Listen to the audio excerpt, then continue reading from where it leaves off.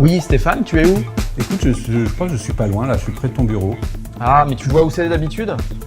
Écoute, j'essaye de trouver... Ah, salut. Ça va? Bah oui, toi? Ouais, content Ah, de te super, voir. bah écoute, tu vas t'as trouvé. Bon. Donc on parle des labos, c'est ça? Ouais, on parle des labos. Ok, eh ben on y va. Bonjour Stéphane, Bonjour. est-ce que tu pourrais nous dire qui tu es et ce que tu fais? Alors, je m'appelle Stéphane Vincent, je suis délégué général d'une association qui s'appelle la 27e Région. Et la 27e Région, c'est une association d'intérêt général qui travaille avec les collectivités, avec les services de l'État. Et on essaye on va avoir 10 ans bientôt, et ce qu'on essaye de faire, c'est explorer d'autres façons de concevoir des politiques publiques. Et depuis 2011 en particulier, on s'intéresse beaucoup à la forme du laboratoire d'innovation publique. Et on mène des expériences in situ dans des collectivités pour voir comment créer des fonctions comme des laboratoires d'innovation publique. Est-ce que ça marche? Qu'est-ce qui résiste? Comment ça pourrait évoluer vers l'avenir également? Alors justement, ces laboratoires d'innovation, comment tu définirais ce qu'est un lab? Moi, je décrirais un laboratoire d'innovation publique comme une zone expérimentale dans une organisation publique, une administration, une collectivité. C'est-à-dire que c'est l'endroit où on peut essayer de faire des choses qu'on ne peut pas faire traditionnellement dans l'organisation. Et parmi ces choses, c'est regarder l'organisation depuis les gens, depuis les réalités quotidiennes, plutôt que depuis la technostructure. C'est créer un cadre où on peut faire de l'essai-erreur. Donc c'est vraiment une zone expérimentale, un peu comme on a des zones de recherche et développement dans les grandes organisations privées par exemple.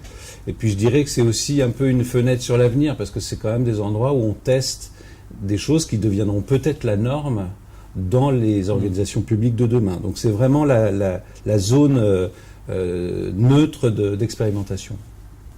Et alors pour toi, ça sert à quoi en fait un lab? En fait, pour se poser la question de à quoi ça sert, il faut se demander pourquoi c'est en train de se développer en France, mais aussi en Europe. En Europe, il y aurait aujourd'hui, semble-t-il, une soixantaine de projets de laboratoires.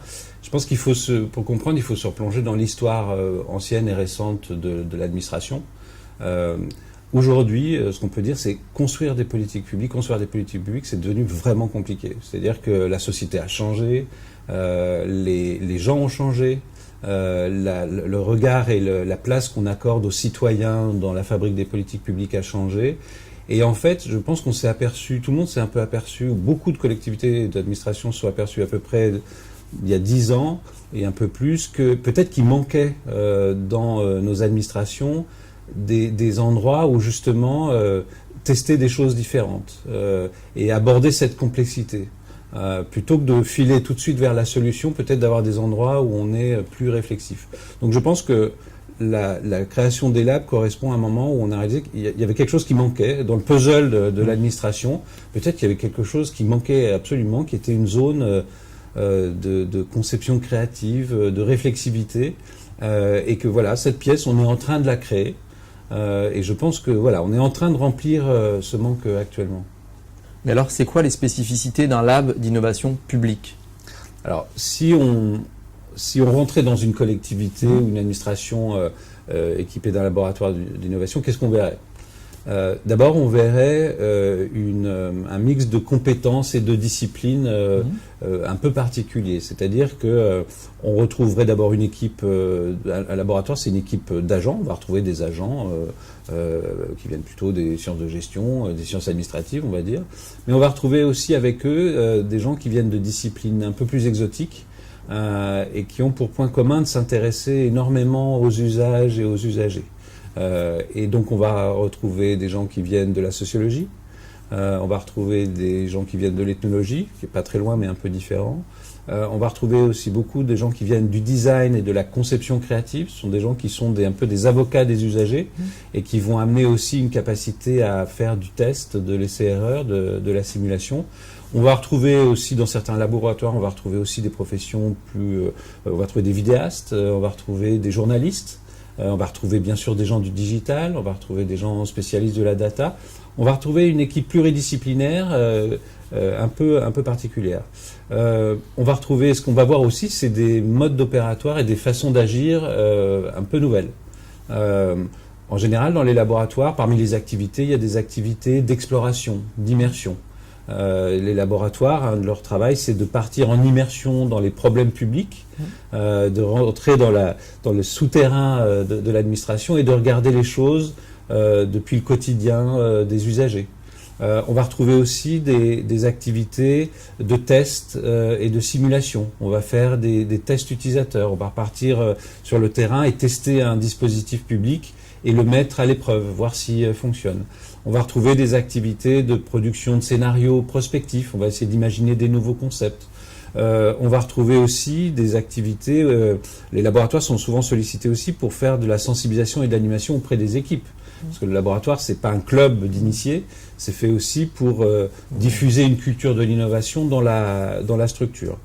Qu'est-ce qu'on va voir d'autre? On va voir aussi de temps en temps un lieu.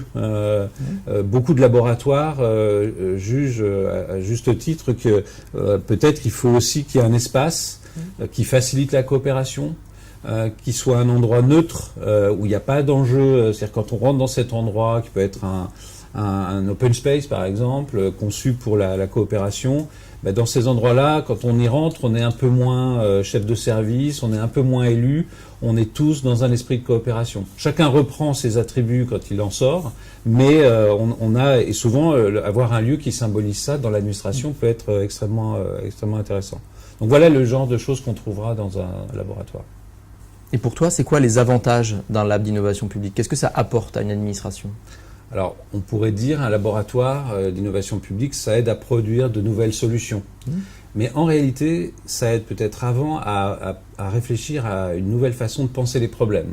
C'est-à-dire que la véritable plus-value des laboratoires d'innovation, c'est justement de ne pas filer tout de suite vers la solution, mais d'examiner d'une autre façon les problèmes et peut-être de transformer certains de ces problèmes en opportunités.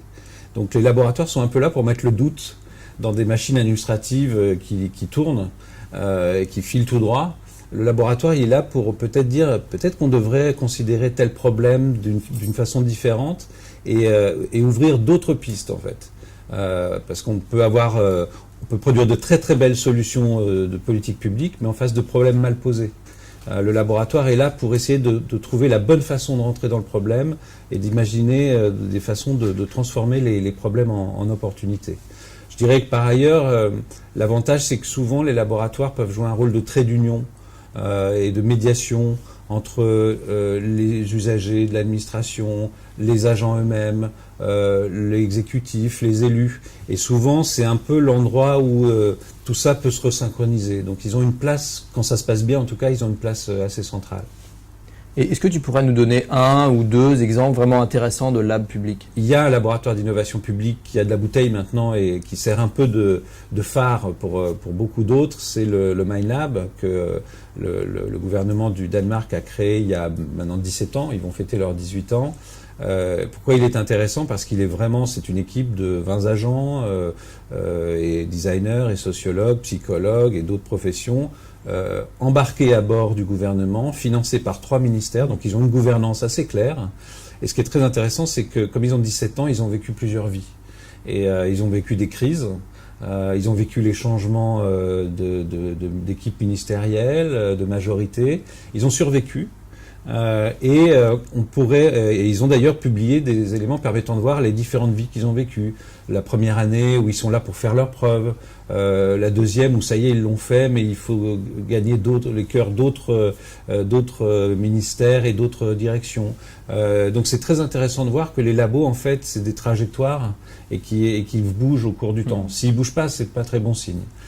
Mais alors qu'est-ce qu'on peut vraiment attendre d'un lab? En fait, on peut attendre des objectifs à court, moyen et long terme. Les objectifs à court terme, c'est quand le laboratoire commence à travailler sur des vrais projets. En général, on voit très bien que ces projets sont menés de façon tout à fait différente. Et c'est à ce moment-là qu'on arrive à faire la preuve du concept et qu'un laboratoire peut montrer qu'à l'échelle d'un projet, il va par exemple apporter des solutions différentes, créer une meilleure coopération entre les acteurs, produire des propositions auxquelles on n'avait pas pensé ou auxquelles au contraire tout le monde pensait depuis très longtemps mais on les avait pas mis en forme. Donc à court terme c'est à l'échelle du projet. À moyen terme c'est à l'échelle du management. C'est-à-dire que les recherches il y a des recherches qui commencent à être publiées sur ces sujets. L'impact à moyen terme du design et des fonctions de laboratoire dans les collectivités, c'est qu'elles influent sur la culture managériale. Le retour que font les directeurs généraux, les DGS, c'est que ça introduit plus d'esprit de coopération, plus d'esprit de réflexivité. C'est-à-dire on intègre qu'en fait il faut de l'essai-erreur, il faut du doute et il faut laisser de la place pour le droit à l'essai-erreur, je dirais. C'est aussi un meilleur esprit de coopération, c'est-à-dire on arrive mieux à traiter des politiques multipartenariales.